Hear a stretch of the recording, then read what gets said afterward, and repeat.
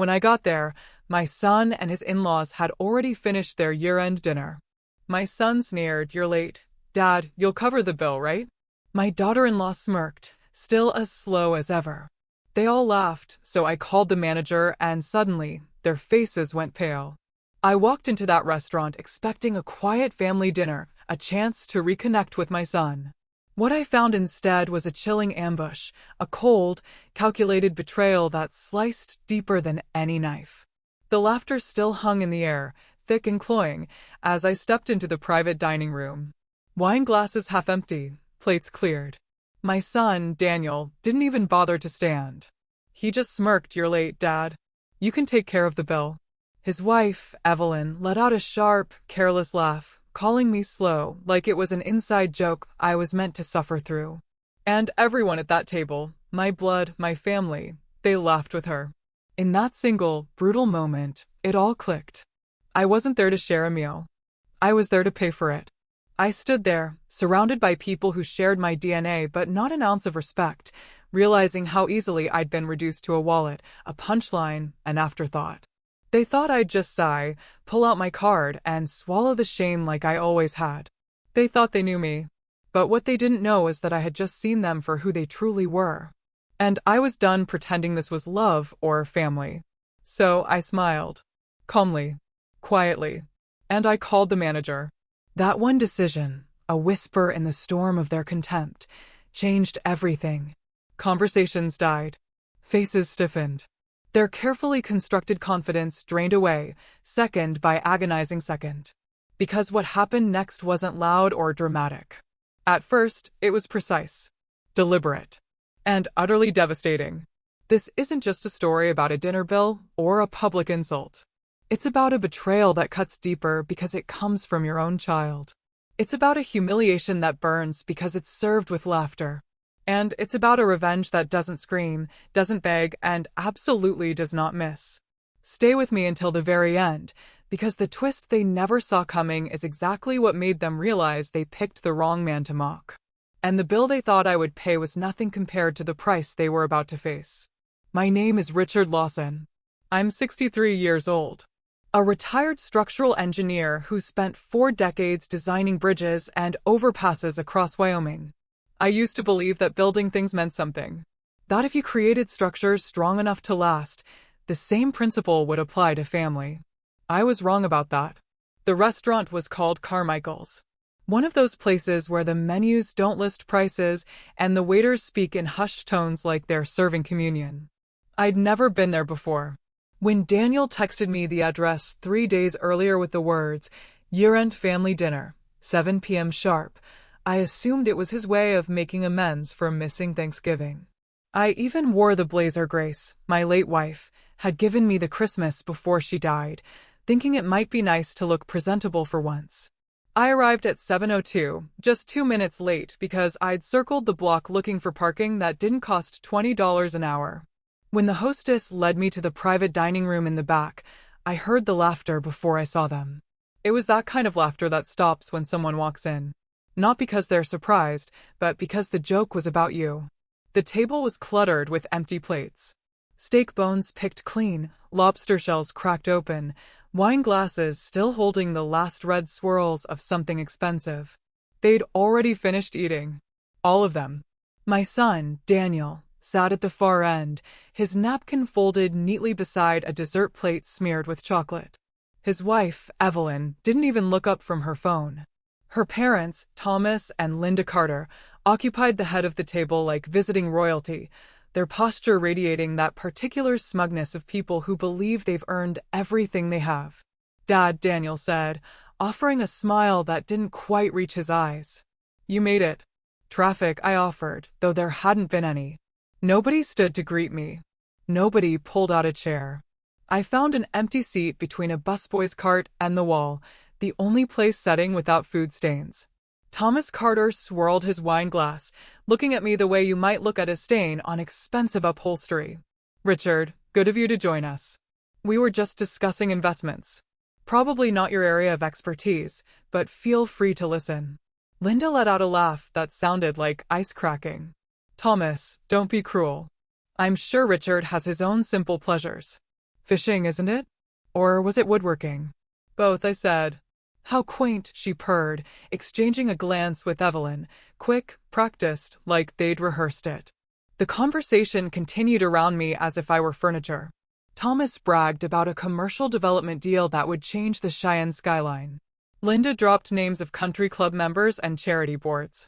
Evelyn finally put down her phone long enough to mention their upcoming renovation, a new kitchen island that cost more than my first car.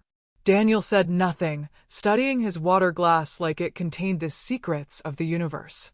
I watched them. That's what 40 years of engineering teaches you: how to observe load-bearing points, stress fractures, the places where structures fail. Thomas's expensive watch caught the candlelight, but his shoes were scuffed at the heels, the leather cracking. Linda's jewelry was impressive, until you noticed she kept touching her neck, adjusting the clasp of a necklace that didn't quite fit. Evelyn's designer bag sat on the table, but the stitching on the handle was fraying. Then the bill arrived. A thick leather folder, placed deliberately in the center of the table. Nobody reached for it. Finally, Daniel cleared his throat and slid it toward me with an awkward laugh. You don't mind, do you, Dad? Since you missed the meal anyway. I opened the folder. $847. For a dinner I hadn't eaten, at a restaurant I hadn't chosen, with people who hadn't wanted me there. I placed my card on the folder without a word. The waiter took it, giving me a look I recognized, the quiet sympathy of someone who understands humiliation but can't intervene. When he returned with the receipt, I signed my name slowly, carefully. And that's when I saw it. Evelyn was watching me, not with the contempt I'd grown accustomed to, but with something sharper. Her eyes moved from my face to my hand, to the card I was tucking back into my wallet. She wasn't just insulting me, I realized. She was measuring me. I drove home that night with the image of Evelyn's calculating eyes burned into my mind. Not contempt, but calculation. The distinction kept nagging at me like a loose thread I couldn't stop pulling. By the time I pulled into my driveway, the thread had begun to unravel something I wasn't prepared to see. The house was dark except for the porch light I'd left on out of habit. Grace used to tease me about that, leaving lights on for nobody, as if I expected her to come home late from one of her book club meetings. 5 years since she passed, and I still couldn't break the habit. I sat in my truck for a long moment, engine off, replaying the evening frame by frame, like an engineer reviewing footage of a structural failure. The inconsistencies surfaced slowly at first, then all at once. Daniel had texted me at 4:15 that afternoon, dinner at 7, Carmichael's. Don't be late. But when I scrolled up through my messages, I found another text from 3 days earlier. This one from Evelyn. Family dinner Sunday, 6:30 p.m. Thomas made reservations. 6:30, not 7. I'd seen Daniel's message first and assumed it was the correct time. I never thought to cross-reference. The reservation was under Thomas's name, not Daniel's. My son hadn't organized anything. He'd been a guest at his own father-in-law's table, just like me, except he'd known when to arrive. And this year-end dinner? When did that become a tradition? Grace and I never did anything like it. Daniel and I had always celebrated New Year's Eve together, just the two of us, with takeout and a movie after she died. This formal gathering, this expensive restaurant, these people who'd never shown interest in spending time with me before, none of it fit the pattern of our family. Because it wasn't our family. It was theirs. I went inside and poured myself 2 fingers of bourbon, something I rarely did anymore.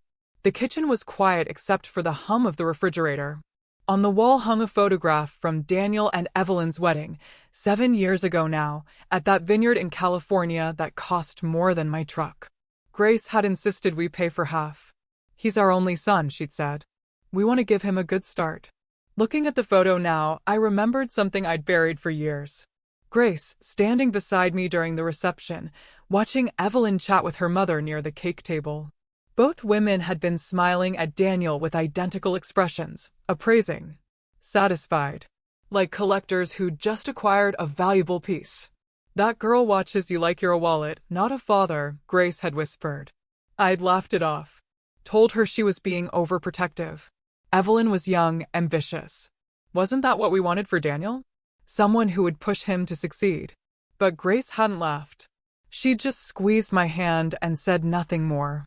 I remembered something else from that night. Linda Carter's toast. She'd stood up with her champagne glass raised, her voice carrying that performative warmth that never quite reached her eyes. To my beautiful daughter and her wonderful husband, she'd said, may your partnership be everything you dreamed of. After all, marriage is the best investment a woman can make. The guests had chuckled politely. I'd assumed it was a joke. Now, sitting alone in my kitchen 7 years later, I wasn't so sure.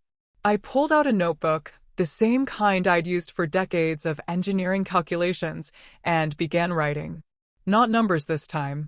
Incidents. Last Thanksgiving, Evelyn had called me the morning of the holiday, her voice bright with false apology. Oh, Richard, I completely forgot to mention we're doing dinner at my parents' place this year. You're welcome to come, of course, but I know it's last minute. I'd spent Thanksgiving alone, eating a turkey sandwich and watching football. Daniel's fishing trips. We used to go every spring, just the two of us, up to Yellowstone. 3 years running now, he'd canceled. Work emergencies. Evelyn's schedule conflicts. The kids. Except Daniel and Evelyn didn't have kids, so that excuse never even made sense. The loans.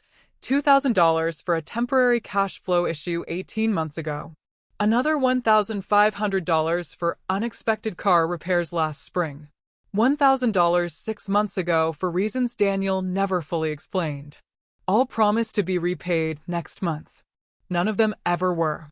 I'd stopped asking because I didn't want to seem like the kind of father who kept score. But someone had been keeping score. Just not me. I stared at the list in my notebook, the pattern emerging like cracks in a foundation. Each incident had tested something specific. Would I make a fuss about Thanksgiving? No. Would I push back on the fishing trips? No. Would I demand my money back? No. Would I pay a $900 dinner bill without complaint? No. The dinner wasn't about the bill. It was an audition.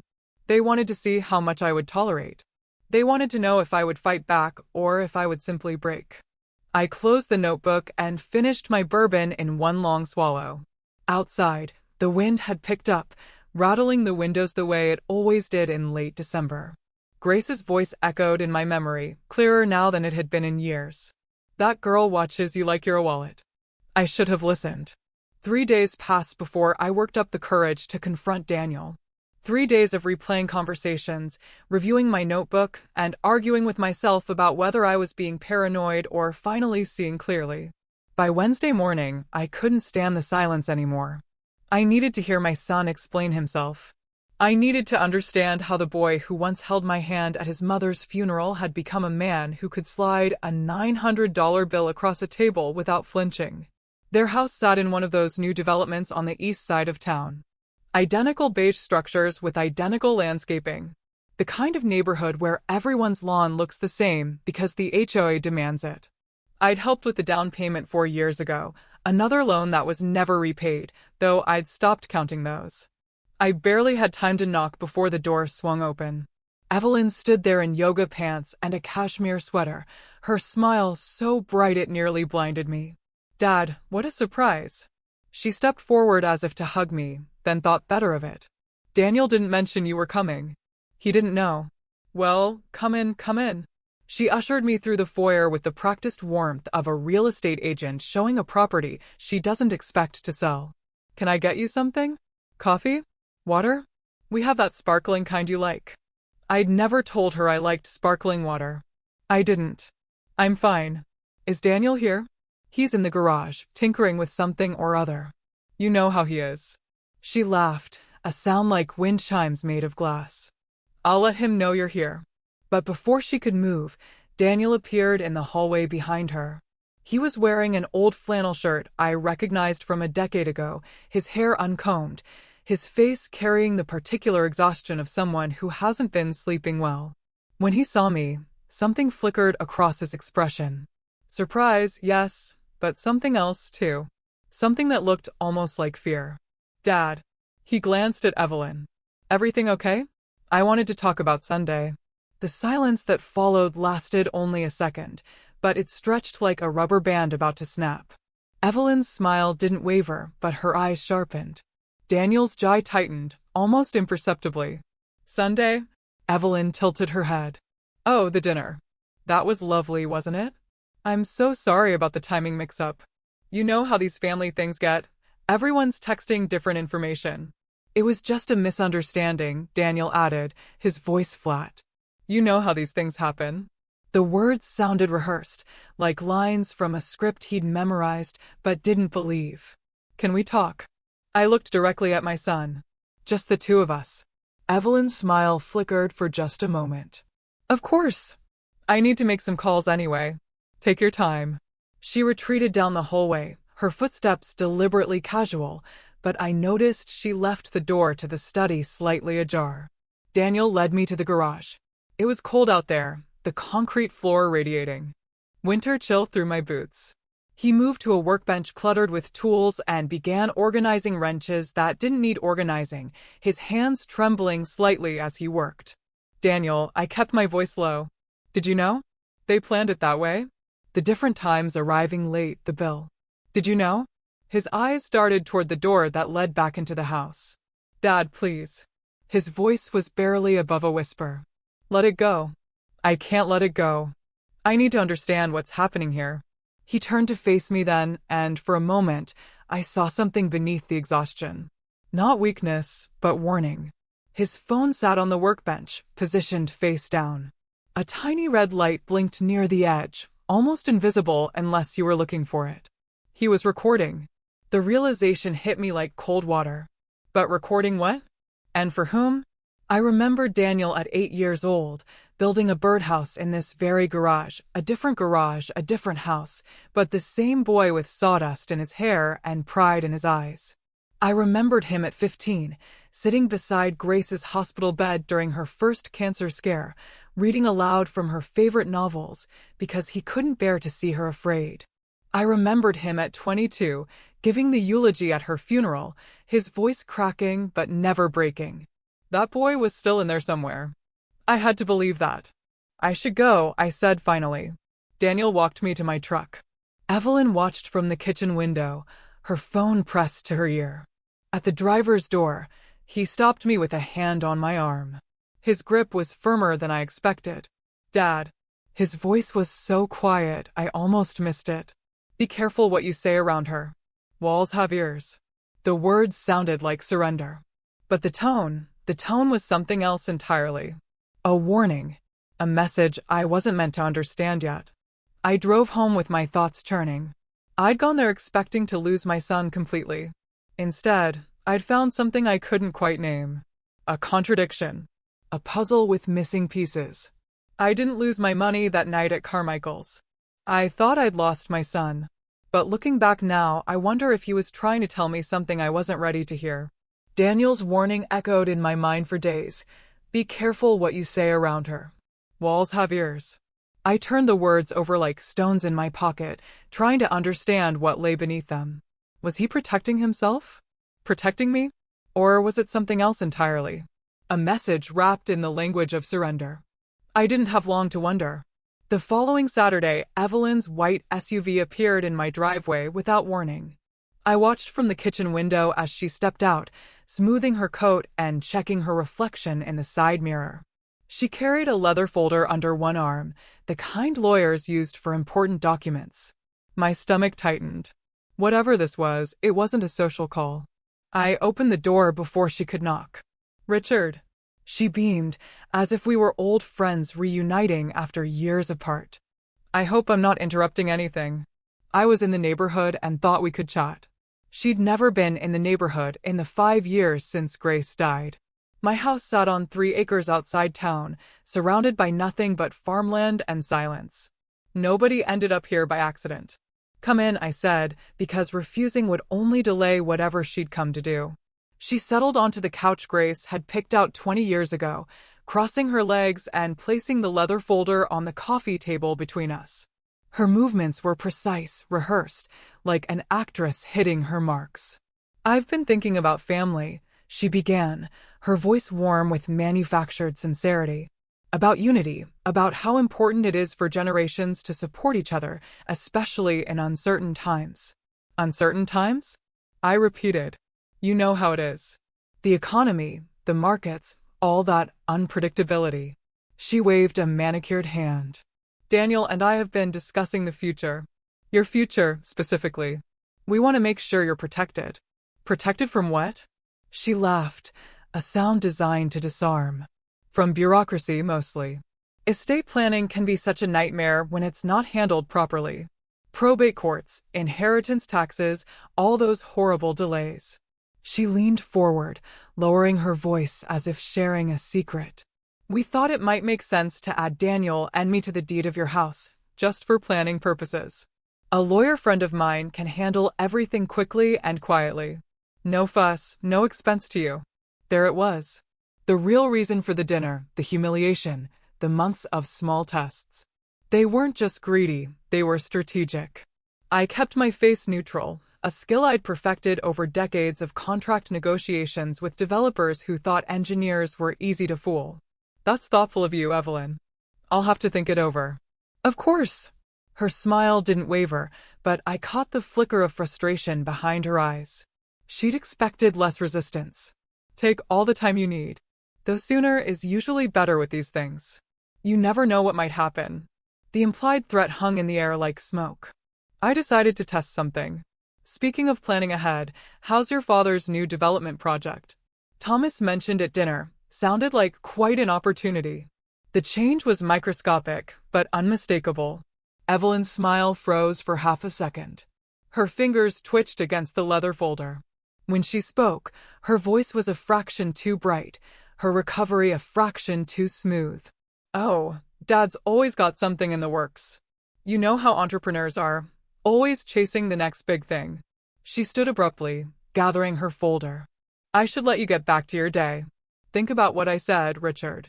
Family should stick together. She was out the door before I could respond. I waited until her SUV disappeared down the road, then grabbed my keys.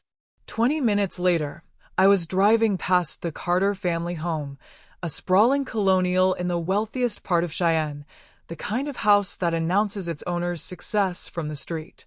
But something was different. Partially hidden behind a row of hedges, barely visible unless you knew to look, stood a for sale sign with a foreclosure notice stapled to the post.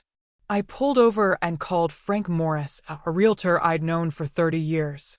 He owed me a favor from a bridge project that had saved his commercial plaza from flooding back in the 90s. The Carter place?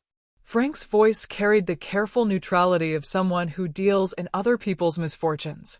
Yeah, that's been in pre-foreclosure for about 8 months now. Bank's been patient, but patience runs out. Word is Thomas's business went under 2 years ago. Some development deal that collapsed.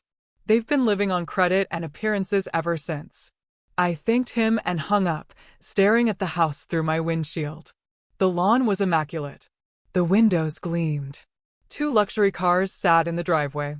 Every visible detail screamed prosperity, but beneath the surface, the foundation was crumbling. The puzzle pieces clicked into place with sickening clarity. Thomas's bragging at dinner wasn't confidence. It was desperation. The performance of a man trying to convince himself as much as anyone else. Linda's obsession with investment wasn't philosophy. It was a survival strategy, passed down to her daughter like a family trade.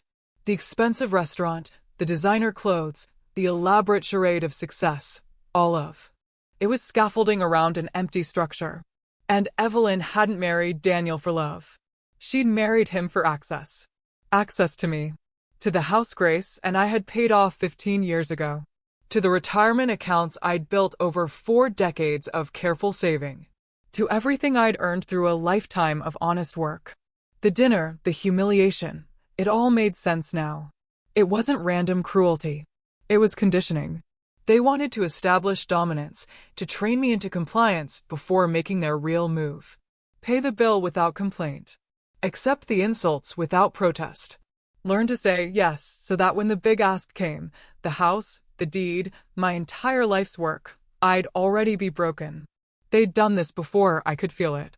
The smoothness of Evelyn's pitch, Linda's rehearsed cruelty, Thomas's desperate bravado, these weren't amateurs stumbling through a scheme. They were experienced. Practiced. I drove home slowly, my mind working through the implications. The bill at the restaurant was never the prize. My house, my savings, my entire life's work. That's what they came for. And they thought I'd hand it over without a fight. That night, I sat at my kitchen table with Grace's photograph watching me from the mantel. The house felt emptier than usual, the silence heavier.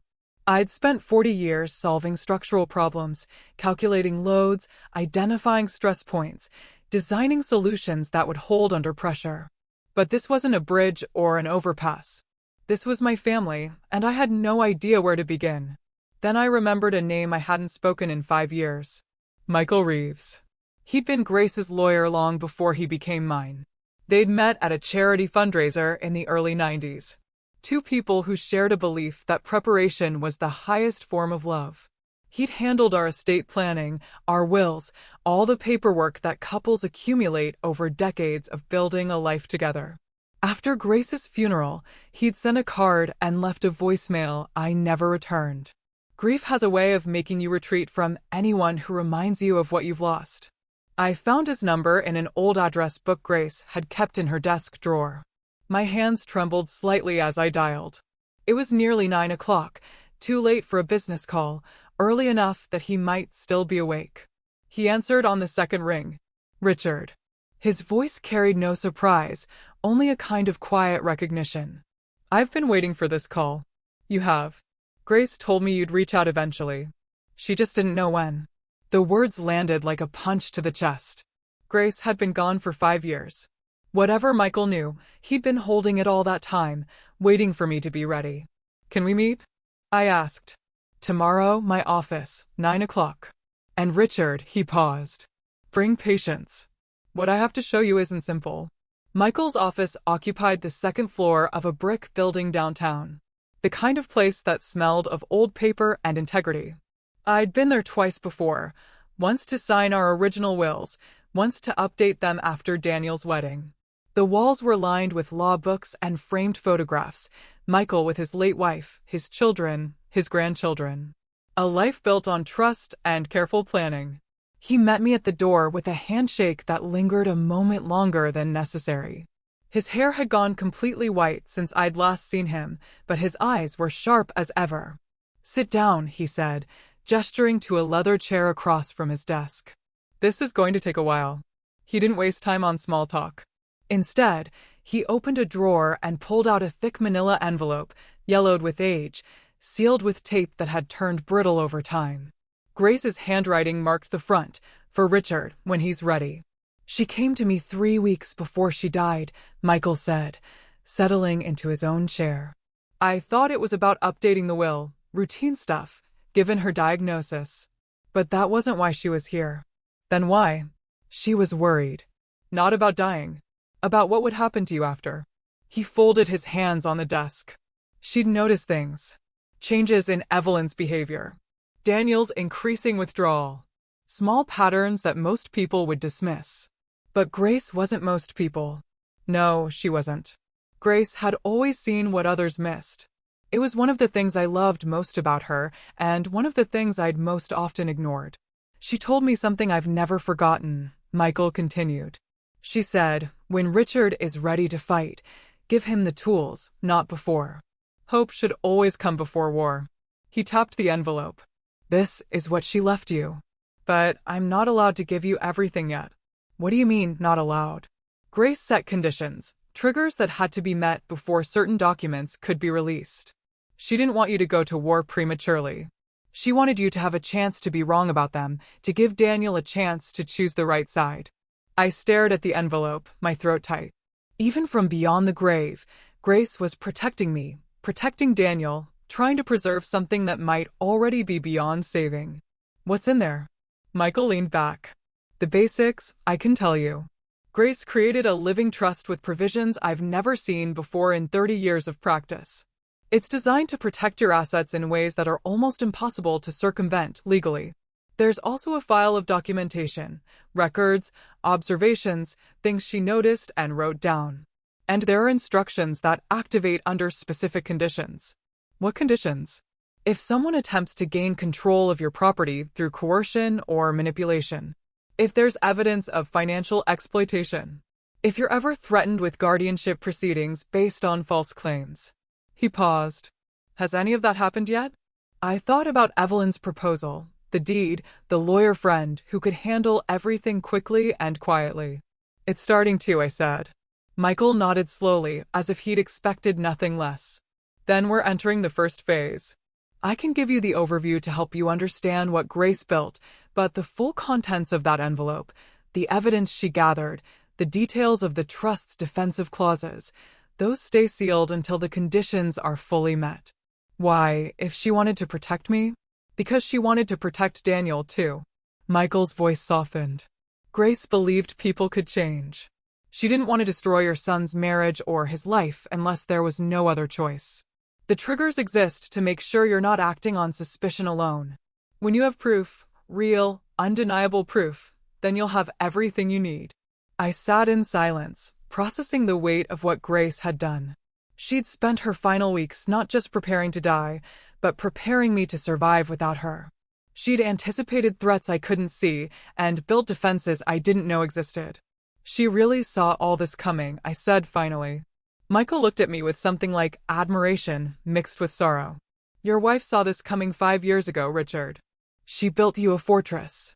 They're standing on ground that was never theirs.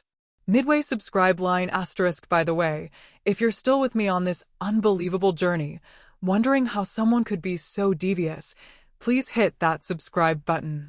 You won't want to miss the shocking twists coming next or any of the other stories I have to share. I left Michael's office that afternoon with a new understanding of the battlefield I was standing on. Grace had built me a fortress, but fortresses only work if the enemy doesn't know they exist. The moment the Carters suspected I was anything other than a confused old man slowly warming to their attention, they'd change tactics.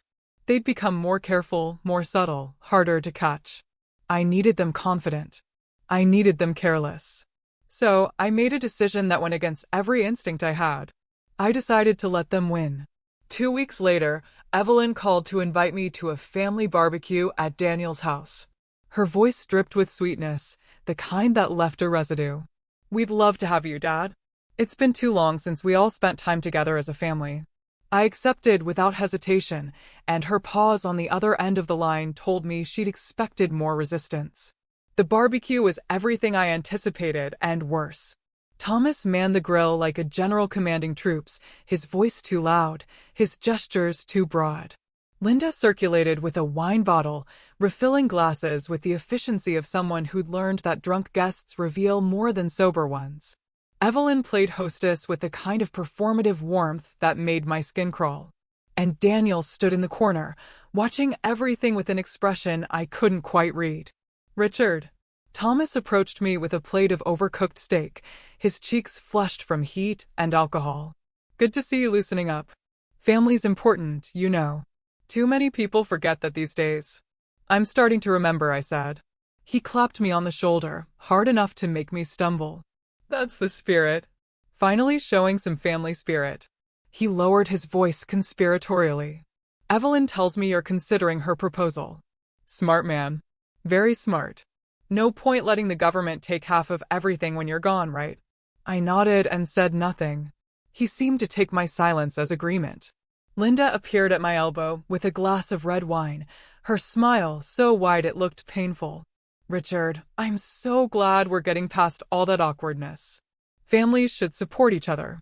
She pressed the glass into my hand with a look of triumph she didn't bother to hide. To new beginnings. I raised the glass and pretended to drink. As the afternoon wore on, Evelyn's confidence grew like a weed in fertile soil. She stopped asking permission and started making announcements. When we update the deed, we should have our lawyer look at the whole estate plan, she told Daniel, within earshot of me. Dad's setup is probably outdated anyway. She discussed renovation ideas for my house, as if I weren't sitting 10 feet away. That back porch would make a gorgeous sunroom, and the kitchen's too small. When we're all living closer together, we'll need more space for entertaining. I watched Daniel's jaw tighten each time she spoke. His hands gripped his soda can so hard the aluminum crinkled, but he said nothing. His silence could have been complicity. It could have been something else entirely. I thought about his phone, face down on the workbench, the tiny red light blinking. I played my role perfectly. I asked Thomas about his business ventures, nodding along as he spun elaborate tales of deals in progress and investors lining up. But I noticed how he drank steadily, desperately, the way men drink when they're trying to drown something. Halfway through his third beer, his complaints slipped out like secrets. "Ungrateful investors," he muttered. "You build something from nothing and they want guarantees.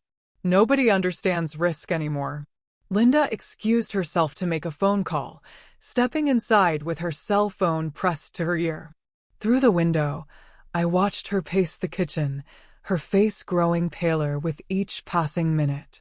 When she returned, her smile was intact, but her hands were shaking. She poured herself a generous glass of wine and drank half of it in one swallow. Evelyn checked her phone constantly throughout the afternoon, not for messages, but for something else. Her banking app. I recognized the familiar swipe pattern. Each time she looked at the screen, her smile faltered for just a moment before she recovered. The performance of prosperity was cracking under its own weight. These people were drowning. The foreclosure sign behind the hedges, Thomas's bankrupt business, the desperate phone calls and empty bank accounts.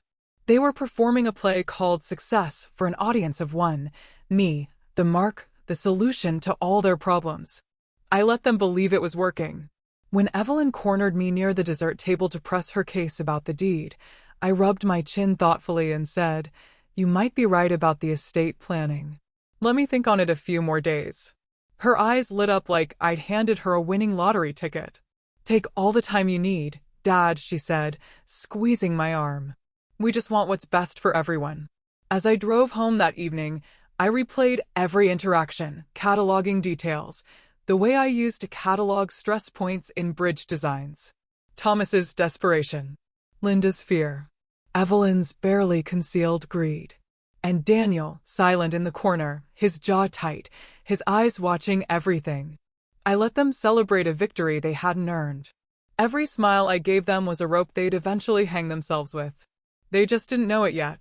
3 nights after the barbecue, I was sitting in my living room, reading a biography of a bridge engineer I'd admired since college, when headlights swept across my front windows. It was past 11, too late for visitors, too early for emergencies. I set down the book and moved to the window, my hand instinctively reaching for the baseball bat I kept by the door. Daniel's car sat in my driveway, engines still running, headlights cutting through the darkness. He stepped out alone, his movements jerky and rushed, and crossed to my porch without bothering to lock the vehicle behind him. When I opened the door, I barely recognized him. His face was pale, his eyes red-rimmed, his hair uncombed as if he'd driven here straight from bed. "Dad," his voice cracked on the single syllable. "We need to talk." "Not here. Somewhere she can't hear." I didn't ask questions. I grabbed my jacket and followed him to the car. We drove in silence for 20 minutes, past the edge of town and into the empty darkness of rural Wyoming. Daniel's hands gripped the steering wheel so tight his knuckles had gone white. Every few seconds, he checked the rearview mirror, watching for headlights that never appeared. He finally pulled into the parking lot of a truck stop diner I hadn't visited in years. The kind of place where the coffee is burnt and nobody asks questions. At this hour, only 2 other cars sat in the lot, long-haul truckers grabbing a late meal before pushing on. We took a booth in the corner, far from the windows.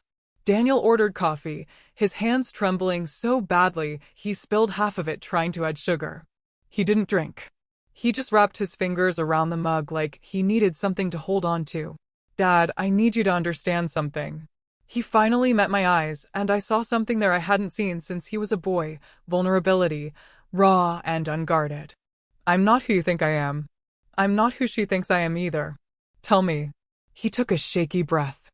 "Since the dinner, since that night at Carmichael's, I've been recording her. Every conversation I could capture. Phone calls. Arguments. The plans she discusses with her parents." He reached into his jacket pocket and pulled out a small USB drive, setting it on the table between us. "It's all on here. Months of evidence." I stared at the drive, trying to process what he was saying. Months? But the dinner was only. The recording started after the dinner. But my suspicions, those go back further. Daniel's voice steadied slightly, as if confessing was lifting a weight he'd carried too long. 6 months ago, I found a bank statement she'd hidden. Transfers to an account I'd never seen. When I traced it, the money was going to her parents. Thousands of dollars, Dad. Our savings, funneled out in small amounts she thought I wouldn't notice. My jaw tightened. Go on. I started paying attention after that. Really paying attention. I found documents in her desk drawer. Papers with my signature on them that I'd never signed. Authorizations for things I'd never agreed to. And then I found the emails. He paused, swallowing hard. She's been communicating with a lawyer. Not a family lawyer. Someone who specializes in guardianship cases. They've been discussing options for having you declared mentally incompetent.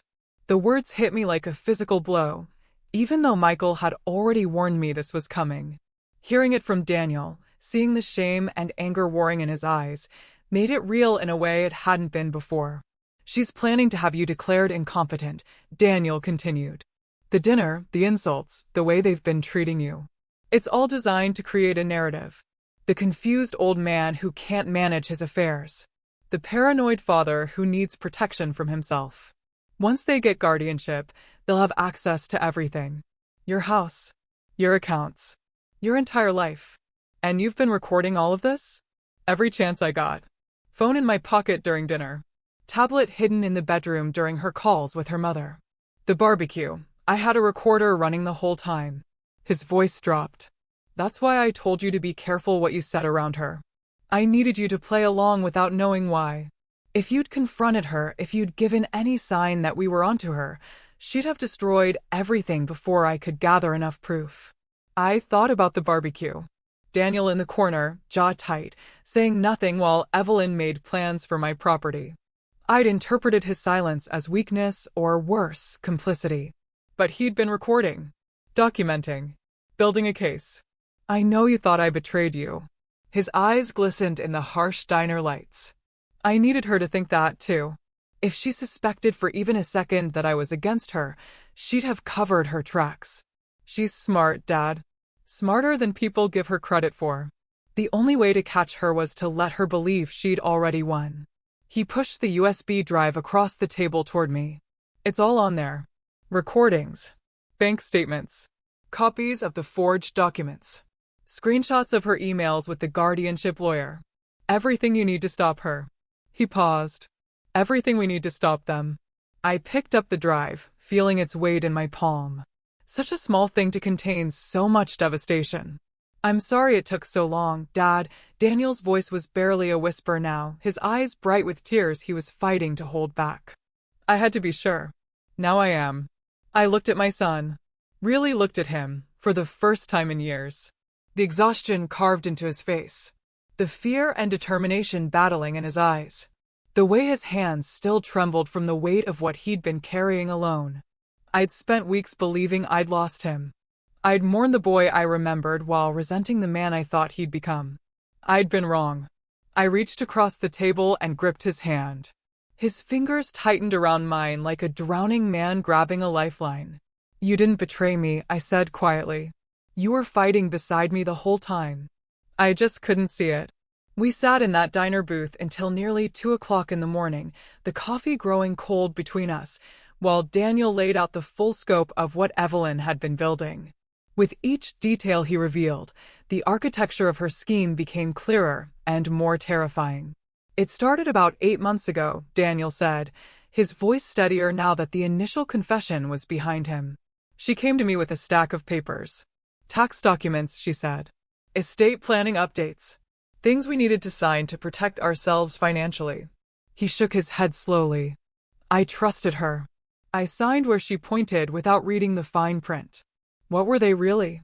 Most of them were legitimate decoys to make me comfortable. But buried in the stack was a document giving her power of attorney over you if you were ever declared mentally unfit. He pulled a folded paper from his jacket and smoothed it on the table. She had a forged version of your signature on a separate form, a consent document supposedly authorizing her to act on your behalf in medical and financial matters. Combined with the guardianship petition she's been preparing with that lawyer, she'd have complete control. I studied the document, recognizing the careful legalese designed to obscure its true purpose. And the dinner, the humiliation? Evidence building. Every time they insulted you, every time you didn't fight back, it became part of the narrative. Confused elderly man can't stand up for himself. Pays bills he doesn't understand. Agrees to things that aren't in his interest. Daniel's jaw tightened. They were documenting your decline. A decline they were manufacturing themselves. The precision of it made my stomach turn. This wasn't opportunistic greed. This was systematic predation. Each piece carefully positioned like moves in a chess game I hadn't known I was playing.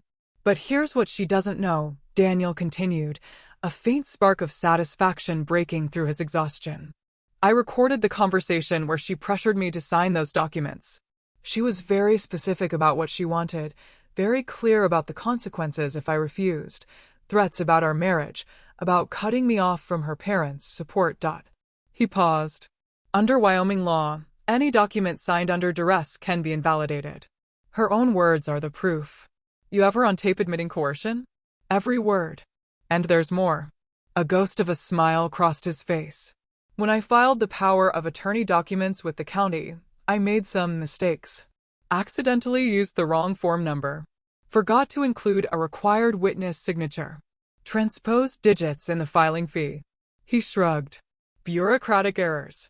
The kind that make documents legally unenforceable until they're corrected and refiled. She doesn't know. She thinks everything is in place. She's been telling her parents for weeks that they're almost ready to move forward. But the foundation is rotten. She just doesn't know it yet.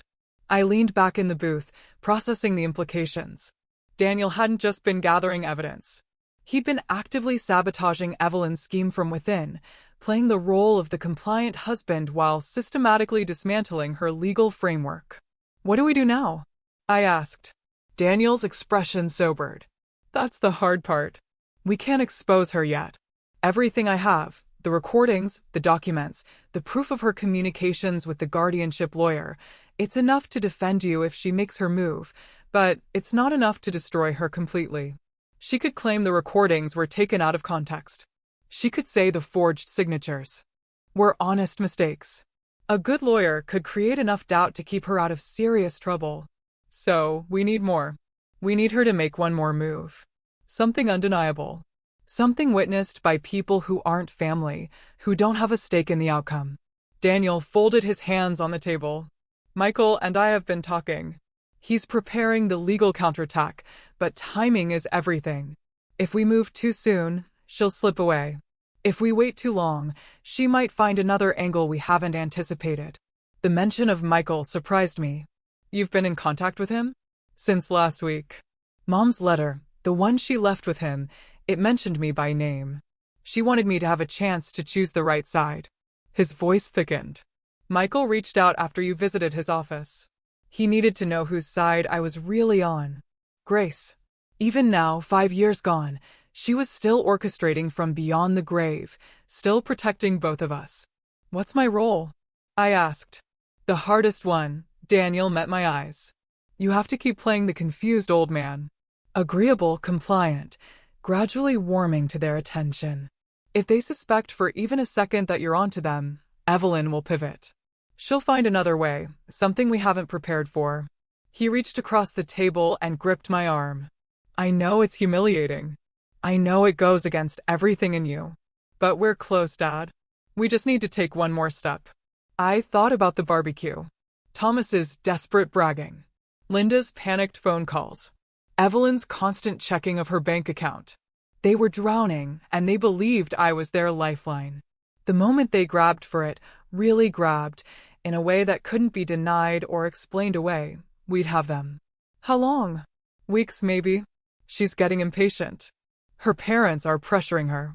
The foreclosure on their house is moving forward, and they need money fast. Daniel's smile was grim. Desperate people make mistakes. We just have to be ready when she makes hers. We drove back to my house as the first gray light of dawn crept over the horizon. Daniel dropped me at the end of my driveway, unwilling to risk his car being seen there at this hour. I'll be in touch, he said through the open window. Through Michael, not directly. Assume everything at our house is being monitored. I nodded and watched him drive away, the taillights disappearing into the morning mist. One signature would have stolen everything. My home, my savings, my autonomy. But the person Evelyn trusted most had been dismantling her plan from the inside. Now we just needed her to take one more step into the trap she'd built for me. 2 weeks passed in careful silence. I played my role, the agreeable old man, the compliant father, slowly warming to his family's attention. But behind the performance, I was preparing. Michael and I met twice more, refining the legal counterattack. Daniel fed me updates through encrypted messages, each one painting a clearer picture of Evelyn's growing impatience. The Carters were running out of time. Their foreclosure was accelerating. They needed my money, and they needed it now. It was time to force their hand. On a Tuesday morning, I drove to First Wyoming Bank and closed the joint account I'd shared with Daniel for the past 6 years. The account had been opened as an emergency fund, a way for Daniel to access money quickly if something happened to me. Over time, it had become something else, a pipeline Evelyn used to funnel funds to her parents without leaving obvious traces. The balance was just over $12,000. I transferred every cent to a new account at a different bank, one where no name but mine appeared on the paperwork. That afternoon, I called my insurance company and canceled the automatic payments for Daniel's car insurance. I'd been covering it temporarily for 3 years, ever since Evelyn convinced Daniel that consolidating their expenses would save money. Another small leak in the dam I'd finally decided to plug. The final move was the most deliberate. I waited until Evelyn called that evening with her usual sweetness, asking if I'd had a chance to think more about the property proposal.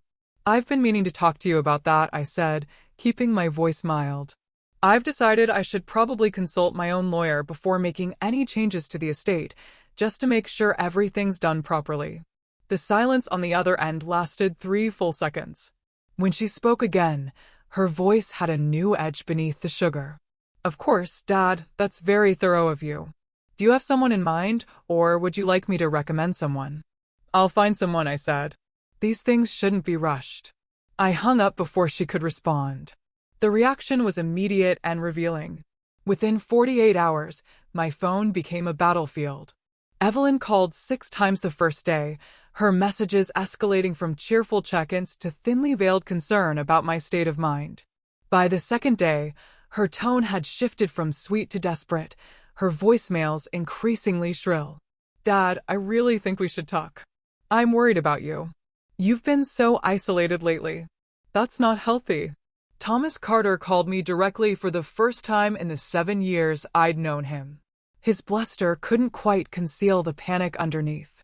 Richard, I hear you're having second thoughts about the estate planning. Let's not be hasty here. Family needs to stick together in times like these. I know a financial advisor who could explain everything. Make sure you understand what's really in your best interest. Linda's approach was more subtle, but equally transparent.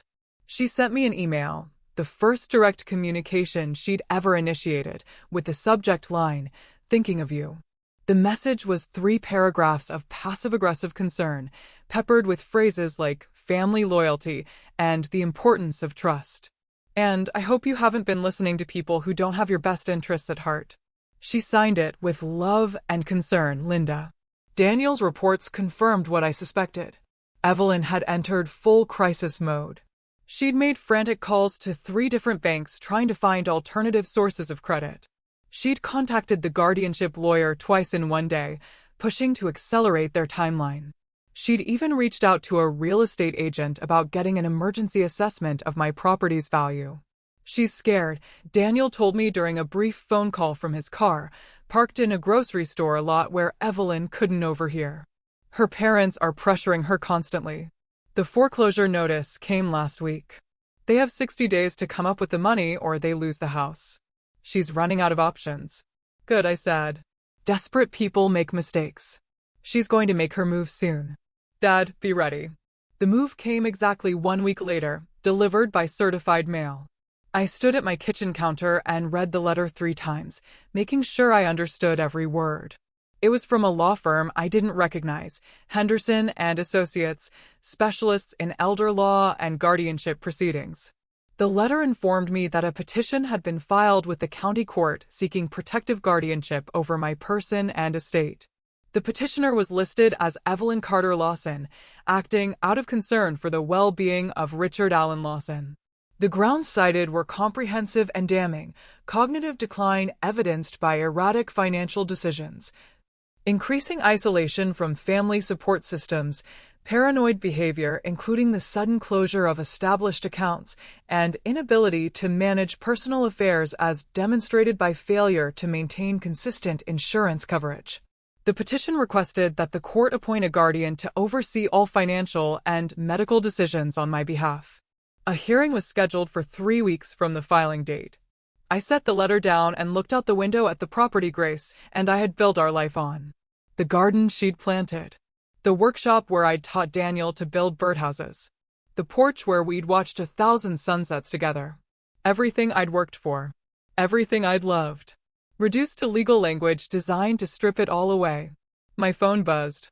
Another voicemail from Evelyn, her voice tight with manufactured worry. Dad, please call me back. We need to talk about what's best for you. I'm only trying to help. I deleted it without listening to the rest. For the first time in 5 years, I didn't answer when they called. They thought I was losing control, withdrawing, isolating, proving their case about my declining mind. They didn't realize I'd just taken it back. The guardianship petition changed everything. Within hours of receiving it, I was on the phone with Michael Reeves, reading him the legal language word by word. When I finished, he was silent for a long moment. The conditions have been met, he said finally. It's time. Come to my office tomorrow morning. There's something you need to see. I arrived at 9 o'clock sharp, my stomach tight with anticipation. Michael was waiting for me in the same leather chair where we'd sat weeks earlier, but this time the sealed envelope lay open on his desk. Beside it sat a thick folder and a small USB drive.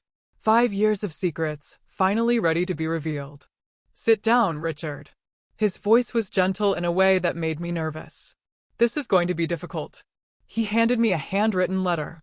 The paper soft with age, the ink slightly faded. I recognized Grace's handwriting immediately. The elegant loops, the careful spacing, the way she always pressed too hard on her downstrokes. My hands trembled as I unfolded it. My dearest Ray, it began. If you're reading this, the storm I saw coming has finally arrived. I'm sorry I couldn't stop it, but I could prepare you. I had to set the letter down for a moment. Even after 5 years, her voice in my head was so clear it felt like she was sitting beside me.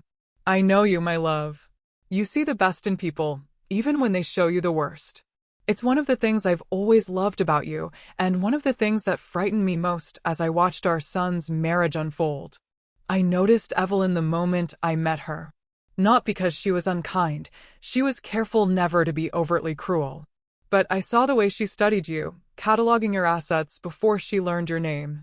At the wedding reception, while everyone else was dancing, I watched her examine our financial documents on Daniel's laptop. She thought no one was paying attention. I was.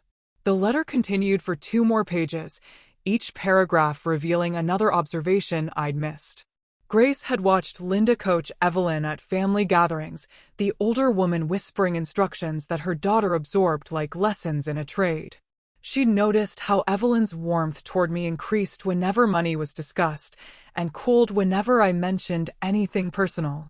She'd documented small incidents, a conversation overheard, an expression caught, a pattern of behavior that painted a picture I'd been too blind to see. 6 months before I died, I hired a private investigator. I know that sounds dramatic, and perhaps it was, but I needed to know if my suspicions were justified or if illness was making me paranoid. What he found convinced me I wasn't imagining anything. The folder contains his full report. Read it carefully. What the Carters did to you, they've done before. Michael slid the folder across the desk. It was thick, at least 50 pages of typed reports, photographs, and official documents. The first page bore a header from Western Investigations, a firm based in Denver.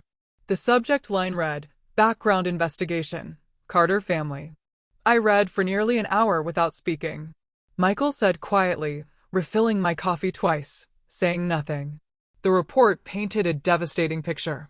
Before moving to Wyoming, the Carters had lived in Arizona for 8 years. During that time, Linda Carter had befriended an elderly woman named Helen Marsh, a widow whose husband had left her a substantial estate. Helen's son, Robert, had married a woman named Patricia 6 years before Helen's death. Patricia was Linda's niece. The pattern was identical to what I was living through now: ingratiation, isolation from outside support, gradual financial control disguised as helpful estate planning. And when Helen Marsh began to resist, a guardianship petition, citing cognitive decline and erratic behavior, Helen signed over her property rights 8 months before she died. The cause of death was listed as natural causes, heart failure, not unexpected in a woman of 83. But the investigator had found irregularities. Neighbors who reported that Helen seemed perfectly lucid in her final months. A doctor who'd examined her 2 weeks before the guardianship hearing and found no signs of dementia. A will that had been changed 3 times in the year before her death, each revision benefiting the Carter family more than the last. No charges were ever filed. No investigation was ever opened. The Carters sold Helen's house within 6 months of her death and moved to Wyoming, where Thomas started a new business and Linda began attending charity functions, where Evelyn met my son at a fundraiser 2 years later. The investigator's report included a final note. Based on the evidence gathered, it is my professional opinion that the Carter family operates as a coordinated unit, targeting elderly individuals with significant assets. Their methods are sophisticated and designed to avoid legal scrutiny. I recommend extreme caution in any financial dealings with this family. Grace had known. 5 years ago, while she was dying. She'd seen what was coming and built a defense I didn't know existed. She'd gathered evidence, hired professionals, created legal structures to protect me, all while fighting a battle with her own body that she knew she was going to lose. I turned to the final page of her letter. The handwriting shakier here, as if she'd written it on one of her difficult days. Michael will help you fight this.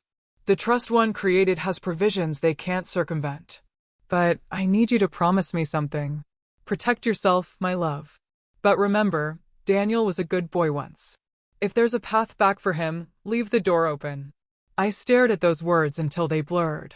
Even facing her own death, even knowing what Evelyn truly was, Grace had thought about redemption. Not for the Carters, she'd seen them too clearly for that. But for Daniel. For the son she'd loved since before he could walk.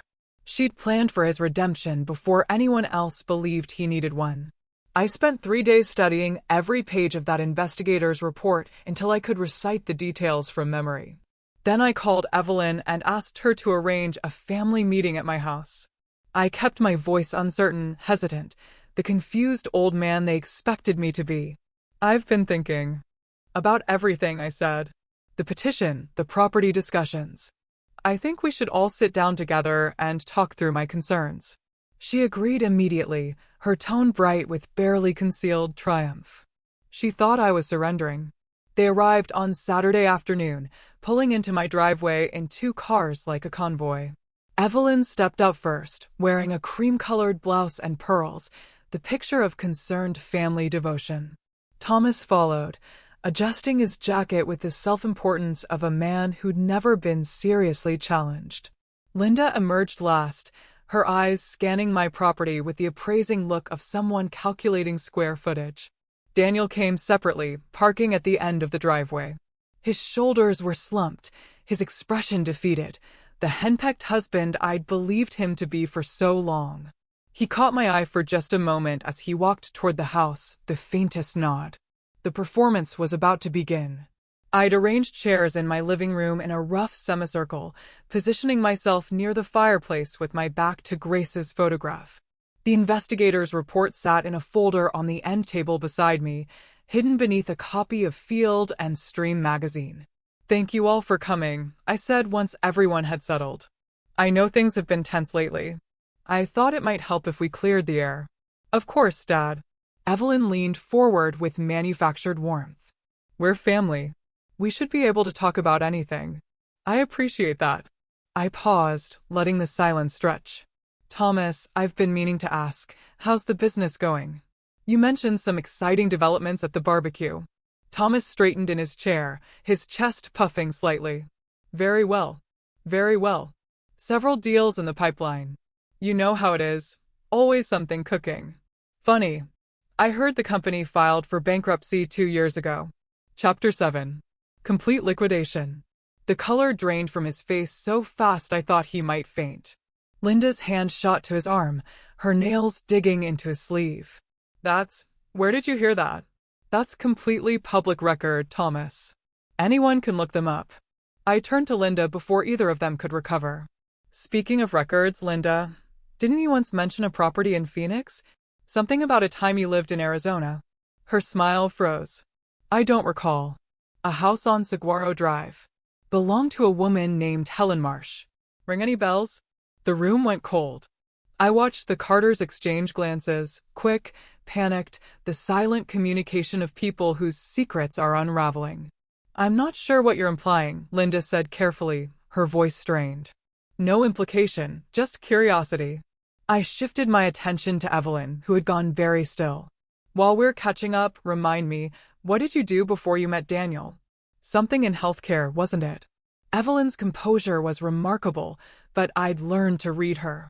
The slight tightening around her eyes, the almost imperceptible pause before she spoke. I worked at a senior care facility. Administrative work. Nothing glamorous. Interesting. I imagine you learned a lot about how the system works. Guardianship proceedings, power of attorney, that sort of thing. Dad, her voice sharpened. What is this about? If you have concerns, we should discuss them openly. This kind of paranoid questioning. She gestured at her parents. This is exactly what we've been worried about. These erratic accusations, this suspicion toward people who love you. She softened her tone with practiced ease. It's okay to admit you need help. That's why we filed the petition. We just want to protect you.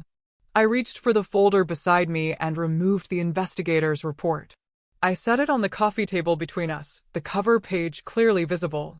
Background investigation. Carter family. Speaking of protection, I said quietly, I'd like to discuss Helen Marsh. Linda's face went white. Thomas clutched at his chest, his breathing suddenly shallow. But it was Evelyn whose reaction told me everything. Her mask didn't just slip, it shattered. For one unguarded moment, I saw the predator beneath the performance. Where did you get that? Her voice was barely a whisper. My wife gave it to me. 5 years ago. I met her eyes without flinching. She saw what you were from the beginning, Evelyn. She hired an investigator. She documented everything. The Arizona case, the pattern, all of it. She just wanted to give you time to change. I paused. You didn't. The silence that followed was absolute. Thomas had gone gray, his hand still pressed to his chest. Linda stared at the report like it was a snake coiled on my coffee table. Daniel sat motionless, his performance forgotten, watching his wife with an expression I couldn't quite read. And Evelyn. Evelyn looked at me with eyes I'd never seen before. The sweetness was gone. The calculation was gone. What remained was something cold, cornered, and very, very dangerous. You don't know what you're doing, she said finally, her voice flat. You have no idea what you've started. I know exactly what I'm doing, I replied. For the first time in years, the room went silent. For the first time, Evelyn had nothing to say. But the look in her eyes told me this wasn't over. Cornered animals were the most dangerous kind. The tension in the room was still crackling when the doorbell rang. I'd been expecting it. Michael Reeves stepped inside, carrying a leather briefcase, his presence radiating the calm authority of a man who'd spent decades navigating courtrooms and confrontations. He nodded to me, then surveyed the Carters with the detached assessment of someone examining evidence. I apologize for the interruption, he said, though his tone suggested no apology at all. Richard asked me to join this discussion. Given the legal matters at hand, I thought it prudent to attend. Evelyn's eyes narrowed. And who exactly are you? Michael Reeves. I'm the trustee of Grace Lawson's estate and Richard's legal counsel. He set his briefcase on the coffee table and clicked it open. I understand there's been some confusion about the family's financial arrangements. I'm here to clarify. Thomas found his voice, though it came out weaker than his usual bluster. Now, wait just a minute. This is a private family matter. We don't need lawyers turning this into something adversarial. I'm afraid the guardianship petition your daughter filed made it adversarial already, Mr. Carter. Michael withdrew a thick document bound in blue legal backing. Which brings me to why I'm here. He remained standing, positioning himself where everyone could see him clearly. Before her death, Grace Lawson created a living trust with several unusual provisions. She asked me to keep these details confidential unless specific circumstances arose. He paused. Those circumstances have now been met. Linda leaned forward. What circumstances? What are you talking about? The trust contains what's called a protection clause. It was designed to activate if Richard was ever subjected to elder abuse, financial, emotional, or legal. Michael's voice was measured, almost clinical. The filing of a guardianship petition based on fabricated claims of cognitive decline qualifies as legal abuse under the terms Grace specified. Evelyn's confident facade flickered. That petition was filed out of genuine concern. The clause has been triggered, Mrs. Lawson. As of the petition's filing date, all assets covered by the trust are frozen, pending a full review by me as trustee. That includes the house, all bank accounts, investment portfolios, and any property Richard owns. Michael let that sink in before continuing. No transfers, no sales, no changes of any kind can occur without my explicit written approval. Thomas's face had gone from gray to almost green. You can't do that. That's not legal. I assure you, it's entirely legal. Grace worked with 3 different attorneys to ensure these provisions would hold up under any challenge. Michael withdrew another document. But that's not the most significant aspect of the trust. He turned to face Evelyn directly. If the protection clause fully activates, which requires my determination that the abuse was intentional and systematic, the trust directs that all assets be transferred to a charitable foundation, the Grace Lawson Memorial Foundation, to be specific. It would fund legal assistance for elderly victims of financial exploitation. The implication hung in the air like smoke. Linda was the first to understand. You mean Daniel wouldn't inherit anything? Correct. If I determine that Richard has been the victim of coordinated elder abuse, every asset in the trust passes to the foundation. Daniel and Evelyn would receive nothing. Evelyn shot to her feet. This is insane. Grace was dying when she wrote this. She was on medication. She wasn't thinking clearly. Any court would throw this out as the product of a confused mind. Michael smiled faintly. Grace anticipated that argument. The trust includes video testimony recorded before witnesses, along with a comprehensive cognitive evaluation conducted by an independent psychiatrist 2 weeks before she passed. She was, by all professional assessments, completely lucid. He paused. She simply saw things others refused to see. However, Michael continued, Grace was not without mercy. The trust includes a redemption provision specifically for Daniel. My son looked up sharply, his performance of defeated husband forgotten. Daniel has 90 days from the triggering event to provide evidence that he was not complicit in any scheme against his father. If he cooperates fully with any investigation and demonstrates that he actively worked to protect Richard rather than harm him, the trust's punitive provisions can be suspended as they apply to him. Michael turned to Daniel. Your mother believed in you. She wanted to give you a path back if you chose to take it. The room fell silent again. Evelyn stood frozen in place, calculations visibly racing behind her eyes. Then, slowly, her expression shifted. Her shoulders dropped. Her lip trembled. Tears began streaming down her cheeks. I can't believe this, she whispered, her voice breaking. I can't believe you're all doing this to me. I was only trying to help. Richard's been struggling. Anyone can see that. I just wanted to make sure he was taken care of. She turned to me, mascara running. Dad, I love you. I know we've had our differences, but everything I've done has been out of concern. Grace, she was confused at the end. The cancer, the medication. You can't hold me responsible for the paranoid fantasies of a dying woman. It was a masterful performance. Even knowing what I knew, part of me felt the pull of her apparent sincerity. I saw Thomas and Linda watching, hopefully, waiting to see if the manipulation would work. Then Daniel stood up. The movement was slow, deliberate, commanding attention without demanding it. He reached into his jacket pocket and pulled out his phone. His hands weren't shaking anymore. "I think everyone needs to hear something," he said quietly. He pressed play. Evelyn's voice filled the room, tiny through the phone speaker, but perfectly clear. "Once we get guardianship, it's done. The house is worth at least $400,000. We sell it fast, split it 3 ways. My parents take their share to cover the foreclosure. We take ours. By the time anyone figures out what happened, the old man will be in a home somewhere and we'll be long gone." A second voice, Linda's. "And if he fights it?" "He won't. He's too proud to admit he's losing his mind. And even if he tries, who's going to believe him? We've been building this case for months. Erratic behavior, isolation, paranoid accusations. The court will see exactly what we want them to see." Daniel pressed stop. The silence that followed was absolute. Evelyn's face collapsed in stages, disbelief, fury, then something I'd never seen before.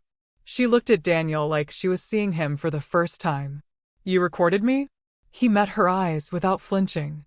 "I learned from the best." The recording ended, but its echo seemed to hang in the room like a verdict.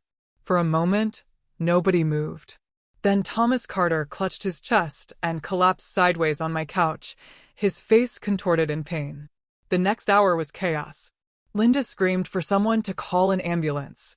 Evelyn stood frozen, her tear-streaked face now pale with genuine fear rather than performed emotion. Daniel called 911 while I guided the paramedics through my front door. They loaded Thomas onto a stretcher, oxygen mask pressed to his face, and rushed him to the hospital with Linda following in her car. Evelyn tried to go with him, but Daniel stopped her at the door. "You should stay," he said, his voice flat. "We need to talk about what happens next." She stared at him like he was a stranger. In many ways, I suppose he was. Thomas survived. The doctors called it a severe panic attack complicated by undiagnosed heart disease. Years of stress and denial manifesting in a crisis he could no longer outrun.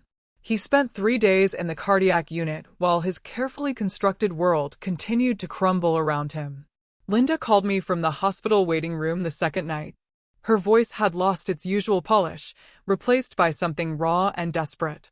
"Richard, please, surely we can work something out." She paused, and I heard the exhaustion beneath her words. Families have disagreements.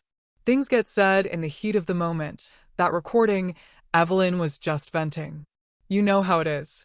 She didn't mean any of it. I pressed the record button on my phone and let her continue. I may have guided her approach a little, I admit that, but it was never supposed to go this far. We just needed help, Richard. The foreclosure, the business collapsed. We were drowning. Can't you understand that? Her voice cracked. What if we just forget all this unpleasantness? A small settlement to help us get back on our feet, and we'll drop the petition, disappear from your life completely. Everyone walks away. No courts, no investigations, no public scandal. You're asking me to pay you off, I said quietly. I'm asking you to show mercy. For Daniel's sake, if nothing else. I ended the call and saved the recording. Mercy was exactly what Grace had asked me to show, but not for the Carters. For my son. The collapse happened faster than I expected. Guardianship petitions are public record in Wyoming, and small towns have long memories. Within days, the legal community was buzzing with whispers about the case. Michael told me later that 3 different attorneys had called him asking about the investigator's report. One of them had a client in Arizona, a woman named Susan Marsh, Helen's daughter-in-law, who had spent years suspecting something was wrong about her mother-in-law's final months, but could never prove it. Susan Marsh contacted the Wyoming Department of Family Services. She also called a detective in Phoenix who had investigated Helen's case before it was quietly closed. The calls led to more calls. Old files were reopened. Patterns that had been invisible in isolation became obvious when connected. The Carters' foreclosure proceeded without interruption. The bank had been patient for months, but patience has limits. The auction was scheduled for the end of the month. Thomas watched from his hospital bed while his wife scrambled to find solutions that no longer existed. Evelyn's world contracted around her like a closing fist. Daniel filed for divorce 3 days after the confrontation, citing fraud and coercion. The paperwork was brutal in its precision. Michael had helped prepare it, documenting every forged signature, every funneled dollar, every recorded conversation. Evelyn retained a lawyer, but even he seemed to recognize a losing battle. The Wyoming Department of Family Services opened a formal investigation into elder abuse. An investigator interviewed me for 2 hours, asking detailed questions about the dinner at Carmichael's, the property proposal, the guardianship petition. I showed her the evidence Daniel had gathered, the investigator's report Grace had commissioned, the recording of Linda offering a settlement in exchange for silence. She took notes without expression, but I saw the tightening around her eyes when she heard Linda's voice admitting she'd guided Evelyn's approach. The lawyer who had prepared Evelyn's guardianship petition withdrew from the case, citing newly discovered conflicts of interest. Translation: he'd realized his client had used him as a tool in an elder abuse scheme, and he wanted no part of the consequences. The final collapse came on a Tuesday afternoon. Evelyn called Daniel, I learned this later, begging him to intervene. She needed money for her legal defense. She needed someone to speak on her behalf. She needed help. Daniel told her to call her parents. She tried. Linda's phone went straight to voicemail. Thomas, released from the hospital but facing his own legal exposure from the Arizona investigation, had stopped answering calls entirely. The family that had operated as a coordinated, predatory unit for years had fractured under pressure, each member scrambling to save themselves. I watched it all from a distance, feeling less like a victor than a witness to a natural disaster. These people had tried to steal everything I'd built. They'd manipulated my son, desecrated my wife's memory, and treated me like an obstacle to be removed. By every measure of justice, they deserved what was happening to them. But watching the destruction, Thomas's gray face in the ambulance, Linda's desperate phone call, Evelyn standing alone in my living room as her marriage and her schemes collapsed simultaneously, I couldn't summon the satisfaction I'd expected to feel. They'd spent years building a facade of success and respectability. It took 2 weeks for it all to collapse. But I didn't feel triumph watching them fall. I felt tired, and something like pity for the people they might have been. A week after the confrontation, Daniel's car appeared in my driveway again. This time, it was mid-afternoon, the autumn sun casting long shadows across the yard. He didn't call ahead. He just showed up, the way family used to before everything became complicated. I met him at the door, and for a moment neither of us spoke. He looked different somehow, not just tired, though he was clearly exhausted. Something in his posture had shifted. The performance was over. The man standing on my porch was simply my son, stripped of pretense and unsure what came next. I'm not here to talk strategy, he said quietly. I just needed to be somewhere that felt like home. I stepped aside and let him in. We ended up on the back porch, sitting in the old wooden chairs Grace had picked out 20 years ago. This was where she and I had spent countless evenings watching the sun sink behind the mountains, talking about nothing and everything. After she died, I'd avoided the porch for months. The emptiness of the second chair had been too much to bear. Now Daniel sat in it, and the rightness of that felt like a small grace. For a long time, we shared silence. The kind of silence that doesn't need filling. That exists between people who've been through something together and don't need words to acknowledge it. A hawk circled lazily in the distance, riding thermals I couldn't see. Finally, Daniel spoke. I keep trying to figure out when it started. His voice was rough, as if the words had to fight their way out. When I stopped being myself and started being whoever she needed me to be. But there wasn't a single moment. It was gradual. So gradual I didn't notice until I couldn't recognize myself anymore. I waited, letting him find his own pace. In the beginning, she was everything I thought I wanted. Smart, confident, ambitious. She had this way of making me feel like I was the center of her world. He laughed bitterly. I didn't realize she was just figuring out how to manage me. By the time I understood what was happening, I'd already handed her all the control. My finances. My friendships. My relationship with you and Mom. She isolated me so carefully. I thought I was making my own choices. Why didn't you come to us? Shame. The word came out like a confession. I was ashamed that I'd let it happen. That I couldn't see what she was doing. That I was too weak to stop it. He turned to look at me, his eyes red-rimmed. And I kept thinking I could fix it from inside. That if I just understood her better, loved her better, tried harder, I could change things, make it work. He shook his head. I was wrong about all of it. I thought about all the signs I'd missed. The canceled fishing trips. The unanswered calls. The way Daniel had seemed to shrink over the years, becoming less present, less himself. I'd attributed it to work stress, to the normal drift that happens between parents and adult children. I'd never imagined he was drowning. Your mother saw it, I said. Before any of us. I know, his voice cracked. I've been thinking about that a lot. How she tried to warn me, and I didn't listen. How she must have felt watching what was happening and knowing she couldn't stop it. I stood and went inside, returning with Grace's letter. I'd read it so many times the paper had grown soft at the folds. I handed it to Daniel and pointed to a section near the middle, the part she'd written specifically for him. He read it aloud, his voice barely above a whisper. Danny, if you're reading this, you found your way back. I never doubted you would. Remember what I told you when you were 10. Courage isn't about not being afraid. It's about doing the right thing, even when you are. You were afraid for years, sweetheart. But you're not anymore. That's all the proof I need that the boy I raised is still in there. Daniel stopped reading. His shoulders began to shake. The sound that came from him wasn't crying exactly. It was something deeper, more primal. The release of years of suppressed grief and guilt and fear. He pressed the letter to his chest and wept the way he hadn't since the day we buried his mother. I moved my chair closer and put my hand on his shoulder. There was nothing to say. Some pain can only be witnessed, not fixed. When he finally collected himself, the sun had dropped below the tree-line. The porch was bathed in the soft purple light of dusk, the air cooling around us. I'm going to testify, he said, his voice steadier now. Whatever the investigators need, whatever the courts require, I'll tell them everything. I know you will. And I started seeing someone, he continued. A therapist, someone who specializes in helping people who've been in controlling relationships. I need to understand how I let this happen. I need to make sure it never happens again.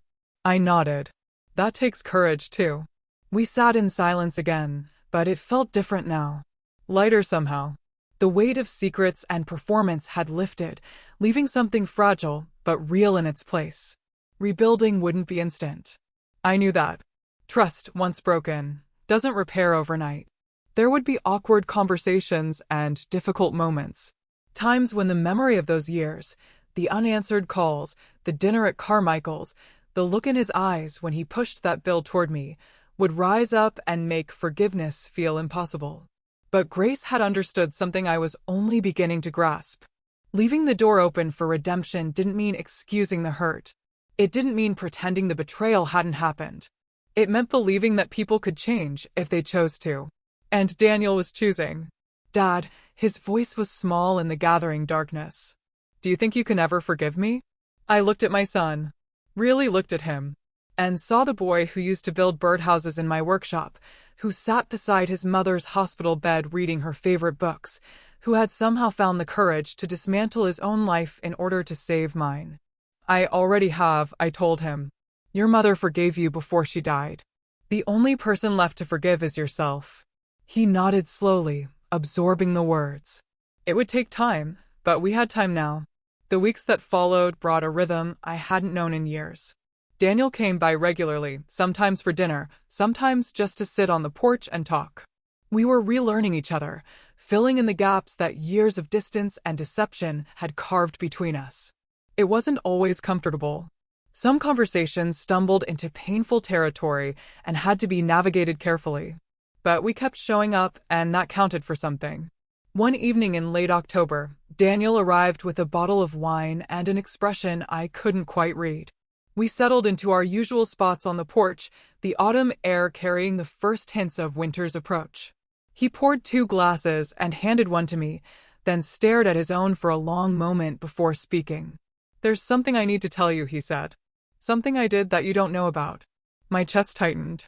After everything we'd been through, I thought the secrets were finally over. "What is it?" "About a month ago, before the confrontation, before any of this became public, I sent copies of everything to the FBI. He met my eyes. The recordings, the financial documents, the investigators' report on Helen Marsh. All of it. I also contacted authorities in Arizona and gave them what I had on the Phoenix case." I set down my wine glass. "You never mentioned that." "I wasn't sure how you'd react. And I wanted to make sure it actually went somewhere before I said anything." He leaned forward, his voice intense. "It wasn't just about protecting you, Dad. It was about making sure they can't do this to anyone else. The Carters, they've been doing this for years. Helen Marsh wasn't the first, and you wouldn't have been the last. Someone had to stop them permanently." I thought about my son, the man I'd believed was too weak to stand up to his wife, too compromised to do the right thing. He'd been building a case for months, dismantling Evelyn's schemes from within. And then, without telling anyone, he'd taken the evidence to federal authorities because he understood that personal justice wasn't enough. "You could have been exposed," I said, "if Evelyn had found out." "I know," he said. "But some things matter more than safety." He smiled faintly. "Mom taught me that. I just forgot for a while." The investigation Daniel had triggered expanded faster than either of us anticipated. Within weeks of his initial contact, the FBI's Elder Fraud Division had opened a formal inquiry into the Carter family's activities spanning multiple states. 2 other families came forward with stories eerily similar to mine and Helen Marsh's, a couple in Nevada whose elderly mother had signed over her savings before a mysterious fall, and a widower in New Mexico who had been isolated from his children before his assets were transferred to caregivers he barely knew. The connections were undeniable. The Carters had been running variations of this same scheme for nearly a decade. Linda faced federal charges for wire fraud related to the money Evelyn had funneled to her parents across state lines. The evidence Daniel had gathered, bank records, recorded conversations, documentation of the systematic transfers, formed the backbone of the prosecution's case. Thomas, his heart condition worsening under the weight of legal pressure and public exposure, was deemed too ill to stand trial. He spent most of his days in a care facility now, the bills mounting faster than his non-existent resources could cover. Evelyn made a different calculation. Facing multiple state and federal charges, she chose to cooperate with investigators in exchange for reduced sentencing. Her testimony filled in gaps that documentation alone couldn't provide.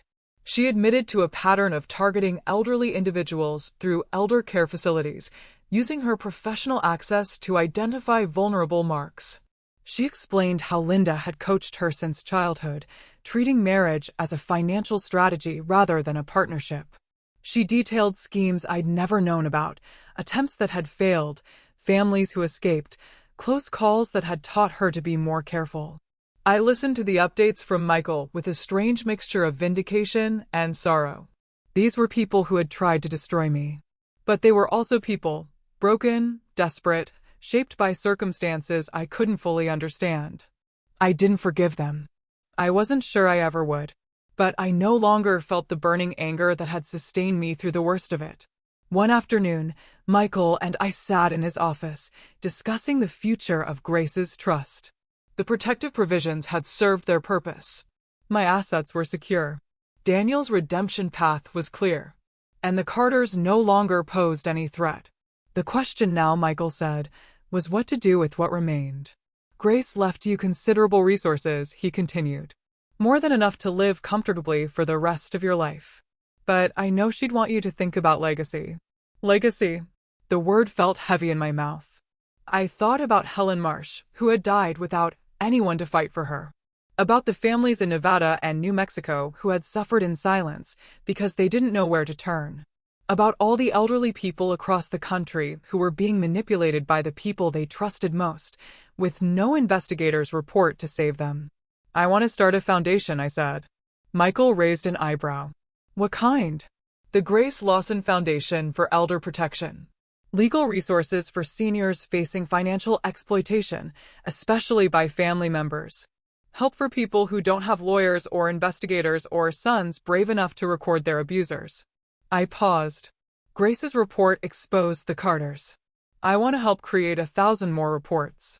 Expose 1,000 more predators. Michael nodded slowly, making notes. That's a significant undertaking. You'd need staff, partnerships with legal aid organizations, a whole infrastructure. Then we'll build it. He smiled.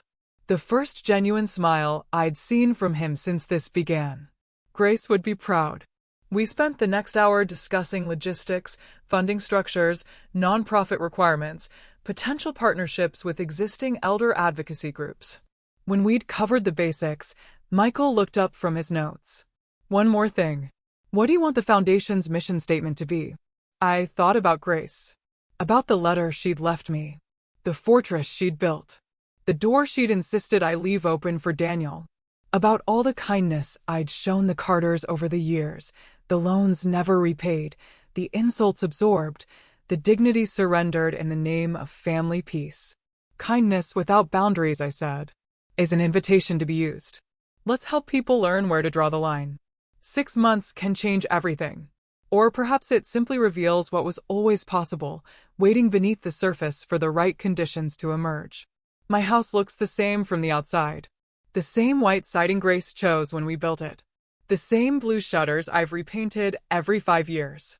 The same gravel driveway that crunches under tires in a way that always told her I was home.